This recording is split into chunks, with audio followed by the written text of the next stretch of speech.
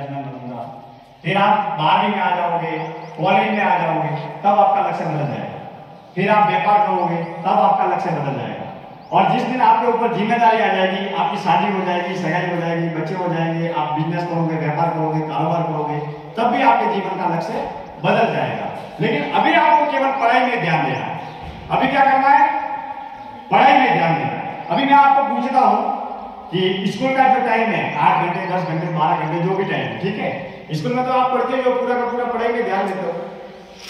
बाकी कोई ट्यूशन या कोचिंग जाते होंगे तो वो बात अलग है।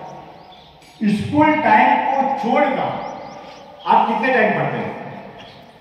मतलब जैसे स्कूल में भी पढ़ रहे हैं ना, वैसे के वैसे घर पे कोई पढ़ते हैं? बच्चे पढ़ते हो क्या? तो 1 घंटा कितने पढ़े हो बच्चे? पढ़ते हैं एक्स्ट्रा टाइम, स्कूल टाइम को, ट्यूशन टाइम को छोड़ के कि हाँ मैं 1 घंटा मम्मी पापा का काम कंप्लीट करके 1 घंटा पूरा का पूरा मैं होमवर्क करता हूँ, पढ़ता हूँ, स्कूल की पढ़ाई करता हूँ। जो भी पढ़ते हो आप, किताबें पढ़ते हो या होमवर्क करते हो, लेकिन स्कूल टाइम के एक्स्ट्रा आप घर पे कितने घंटे पढ़ते हैं? 1 घंटा कोई पढ़ता है? 1 घंटा का 1 घंटे वाले आप पढ़े हो, आधा घंटा, 2 घंटा, 2 घंटे पढ़ते हैं। अरे वाह, क्या बात, तालियां बजाओ बच्चों के लिए। 2 घंटे, 3 घंटे, 4 घंटे, क्या बात है, बच्चों के लिए तालियां बजाओ, बहुत अच्छा। तो आपके पास में टाइम कितना है? जो स्कूल में पढ़ते हो वो टाइम है तो आपके पास में, फिर ट्यूशन या वहां पर जाते होंगे तो वो टाइम है, फिर आपके पास में घर पे है तो आपके पास में घर पे पूरा टाइम है। पढ़ने के अलावा आपके पास में क्या काम है? कोई काम है? पढ़ने के अलावा आपके पास में कोई काम है? कोई काम नहीं। तो पढ़ाई के लिए ये जीवन बना है, तो आपको अपना पूरा टाइम ज्यादा से ज्यादा पढ़ने में देना है। दूसरा, एक क्या करते हैं हम जीवन में हमेशा पीछे रहते हैं। गुरुजी जब भी पढ़ाते हैं, स्कूल में जब भी पढ़ाते हैं, तो कोई किसी को बोला कि किसी को गाना गाना आना है, गाना गाने के लिए हम अपने आप को आगे नहीं बढ़ा पाते हैं। आगे इसलिए नहीं बढ़ा पाते हैं कि हम हमेशा पीछे रहते हैं। जैसे कि किसी अभी बच्चे को बोला कि एक बच्चा आ जाओ और भाषण देना है, तो सारे बच्चे एक दूसरे का चेहरा देखेंगे। अरे अपन अपने को आगे बढ़ाने के लिए अगर काम नहीं करेंगे तो दूसरे लोग हमको कैसे आगे बढ़ाएंगे? आपको खुद को आगे बढ़ना है, और आप जब खुद आगे बढ़ेंगे तो आपका कॉन्फिडेंस का विकास होगा, आपके अंदर नेतृत्व शक्ति का विकास होगा। अभी अपने एक प्रैक्टिकल कोर्स करते हैं। एक बच्चा कोई भी आ जाए जिसको भाषण देना आता है, भाषण देना आता है, एक बच्चा खड़ा हो जाए, कोई भी बच्चा जिसको आता है, कोई भी आ जाए जिसको जो भी बोलना आता है, कविता, गीत, भजन, कोई भी एक बच्चा आ जाओ। क्या बात है, ताली बजाओ, आया। अभी इसके साथ में मैं सवाल जवाब करूंगा, बिल्कुल एक मित्र की तरह, दोस्त की तरह, छोटे भाई की तरह। तालियां बजाओ। देखो यहाँ पर कितने बच्चे बैठे हैं? 50 या 100 बच्चे होंगे। तो इन बच्चों में सारे बच्चों को मैंने बोला कि जिसको भाषण देना आता है वो बच्चा आगे आ जाए। अभी इसको भाषण देना आता है। अभी एक बच्चा वो आ जाओ जो कभी माइक पे बोला ही नहीं है, माइक पे बोला ही नहीं है और उसको बोलना ही नहीं आता है, जो कभी स्टेज पे आया ही नहीं है। ये कोई भी बच्चा आ जाओ जिसको कुछ आता ही नहीं है, कोई भी बच्चा आ जाए जो ना तो कभी भाषण दिया है, ना कविता पढ़ी है, ना स्टेज पे आया है, आ जाओ। क्या बात है, ताली बजाओगे। पहली बात देखिए बच्चे का आत्मविश्वास, यही विश्वास है। देखिए मेरे राइट लेफ्ट में दोनों बच्चे खड़े हैं। ये वो बच्चा है जिसको भाषण देना आता है, ये वो बच्चा है जिसको भाषण देना नहीं आता। आ जाइए, अपना नाम बताओ। कहाँ के हो? मारवाड़ देवी। और कितने में पढ़ते? बड़े हो गए क्या बनो? आईएएस। ताले हो। आपका क्या नाम? क्या नाम? कहाँ के हो?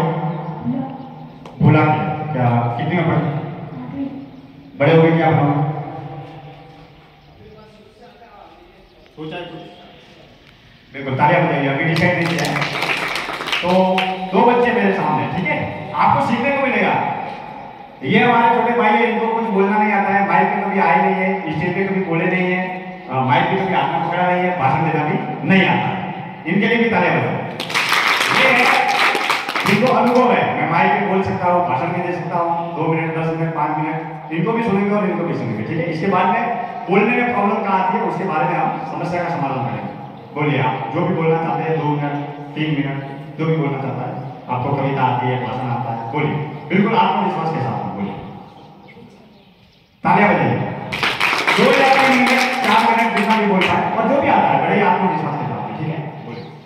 मैं आपके सामने एक सुविचार प्रस्तुत करना चाहता हूँ कि शाम सूरज को ढलना सिखाती है, कि शाम सूरज को ढलना सिखाती है, शाम परवाने को जलना सिखाती है। गिरने वालों को तकलीफ तो होती है, कि गिरने वालों को तकलीफ तो होती है, पर ठोकर ही इंसान को जलना सिखाती है। इतनी बढ़िया बात बोली आपने कि जीवन में आगे बढ़ना है तो ठोकरें ही हमको चलना सिखाती है। अब ये जो भाई आए हैं, छोटे भाई, इनको कभी भाषण नहीं, और कौन सी स्कूल में पढ़ते हो या कोई कविता भजन जो भी आता है वो आपको बोलना, ठीक है। ये पहली बार आप मंच में बोल रहे हो तो आपको डर क्यों लगता है वो भी आपको बताना, ठीक है। ये माइक खोलो, और पहली बार आपको अगर कोई आता नहीं है तो कोई बात नहीं, कोई माइक मैं दे रहा हूँ, और पहली बार हिम्मत कर रहे हैं बोलने की, माइक एकदम ऐसे सीधे करो। पिताजी का क्या नाम है? कौन से गांव के रहने वाले? बुला। अच्छा, कौन से विद्यालय में पढ़ते हो? सरस्वती। अच्छा, बड़े होके क्या बनोगे? अच्छा, सुबह कितने बजे उठते हो? 5 बजे। अच्छा, फिर जब आप भुला के हो तो भुला से यहाँ पर आते हो तो क्या करते हो? यहाँ पे कैसे आते हो? टेम्पो से। फिर यहाँ के आके सुबह यहाँ पे जब भी आते हो, आने के बाद में सुबह आते हैं, प्रार्थना होती है, हाजिरी होती है, इसके बाद में शाम को जब छुट्टी होती है तब घर पर चले जाते हो, तो पूरा कैसे क्या करते हो आप? मतलब सुबह कैसे आते हो वो बताओ, फिर प्रार्थना कितने बताओ, थोड़ा माइक पानी। 8 बजे। सुबह कितने बजे आते हो? 9 अच्छा, प्रार्थना कितने बजे होती है? 9 बजे। फिर पहली क्लास का कौन से विषय लगती है? संस्कृत। और शाम को छुट्टी कितने बजे होती है? 3:30। रिसेस आधी छुट्टी कितने बजे होती है? 12:30। अच्छा, अभी मेरे को बताओ कि बोल नहीं पाया तो लोग बच्चे मेरी हंसी उड़ाएंगे या मेरे को कंपन हो रहा है, डर लग रहा है, क्या मतलब बोलते वक्त क्या लग रहा है? ऐसा कोई लग तो रहा होगा ना कि मेरे को डर लग रहा है, ये मतलब आप क्यों नहीं बोल पा रहे? कोई ऐसा एक पॉइंट बता दो, खाली एक बात बताओ कि मैं क्यों नहीं बोल पा रहा? जो जिस तरीके से इन्होंने बिंदास बोला, बढ़िया शायरी बोली, कविता बोली, तो आप क्यों नहीं बोल पा रहे? क्या बात है, ताली बजा। क्या बोला? मैं पहली बार आया हूँ इसके लिए मैं बोल नहीं पा रहा हूँ। जैसे जैसे प्रैक्टिस हो जाएगी ऐसे अपने आप ऑटोमेटिक बोलेंगे, ठीक है ना। तो आप कितनी बार बोले हो माइक में? बहुत बार बोले।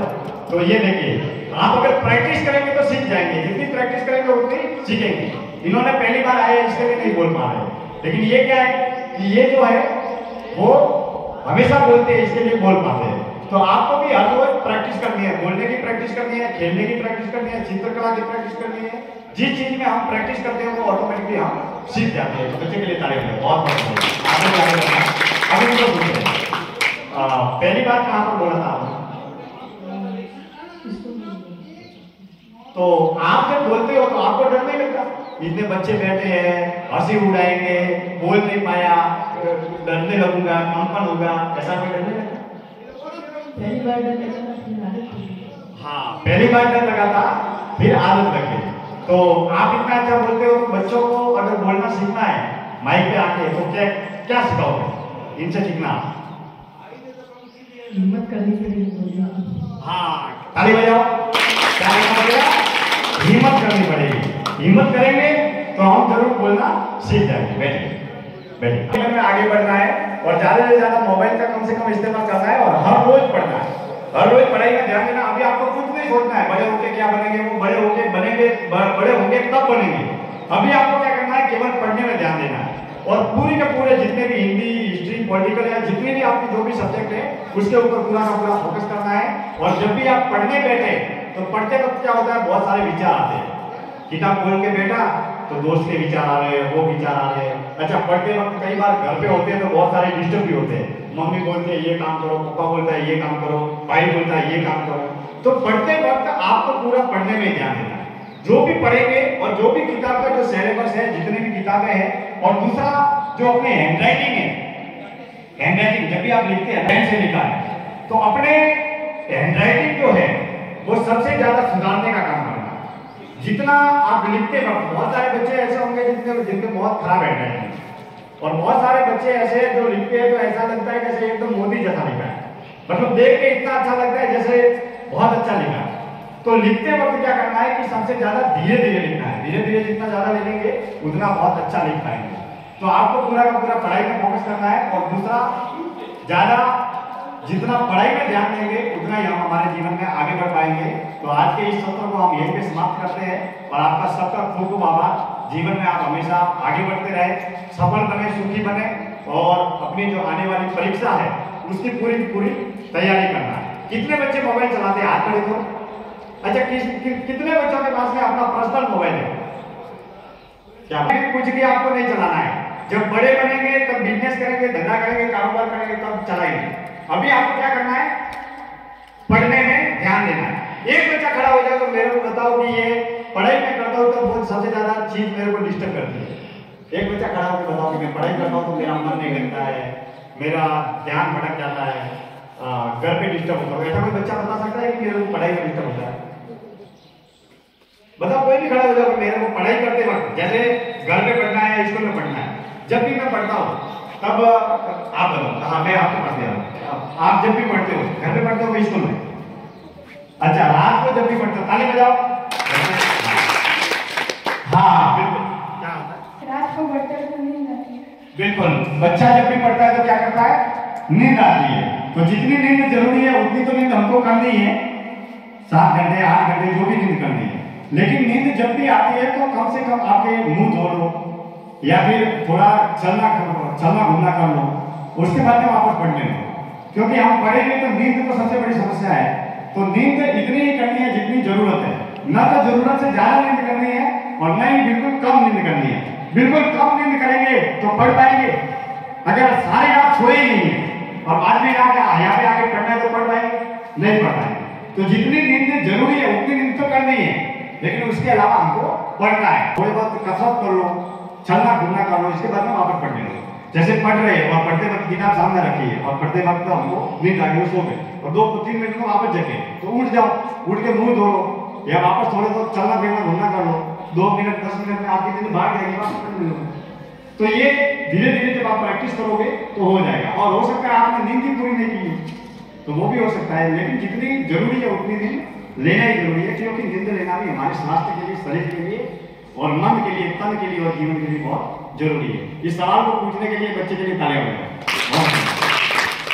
बिल्कुल, आपको क्या समस्या है? पढ़ाई करते वक्त जब भी आप पढ़ते हैं तब किताब है, घर में पढ़ते हैं, यहाँ तो कोई समस्या नहीं होगी क्योंकि स्कूल में तो सब बच्चे पढ़ते हैं। घर में पढ़ते हैं तो क्या परेशानी है? बताएं। विचार आते हैं। देखिए, पढ़ते वक्त सबसे ज्यादा क्या होता है? विचार आते हैं, बहुत सारे विचार आते हैं। हमारे मन का सोचने का काम है, हमारा मन सोचता रहता है।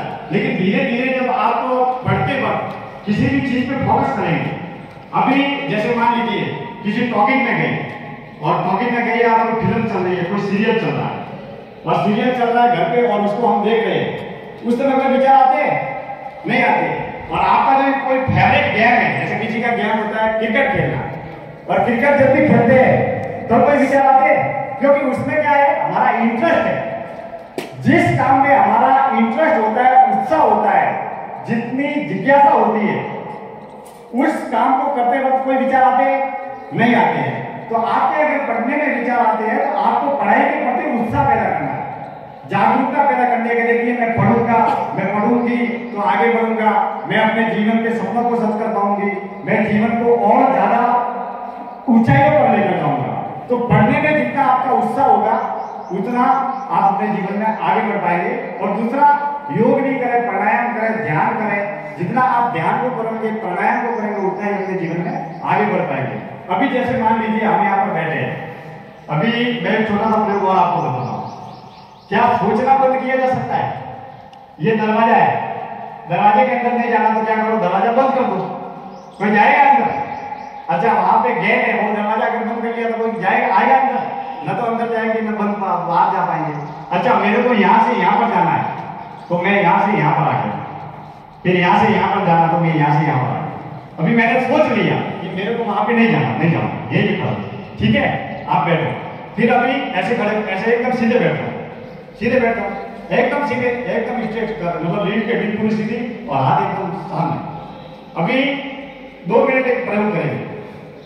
क्या सोचना बंद हो सकता है? दरवाजा बंद हो सकता है, लाइट बंद हो सकती है। अभी सीधे आप बैठ जाए यूं और मैं 2 मिनट के लिए आंखें बंद करूंगा, बंद करने का बोलूंगा और उसके बाद में आपको अपने मन को देखना है क्या विचार आते हैं। मैं बोलूंगा तो वापस बोलना है। मैं 1 2 3 गिनूंगा, आंखें बंद करनी है और 1 मिनट तक बिल्कुल शांत बैठ जाए। मन में विचार आते हैं जो आने देने हैं, जो भी विचार आते हैं, अच्छे भले बुरे, जो भी जितने भी विचार आते हैं आने देने, ठीक है। आंखें बंद करना, 1 2 3 बोलूंगा, आंखें बंद करनी है और फिर सोचना है, जो भी सोचते हैं सोचते रहना। किसी को विचार नहीं आया तो कोई बात नहीं, ठीक है। आगे बंद करना, 1 2 3।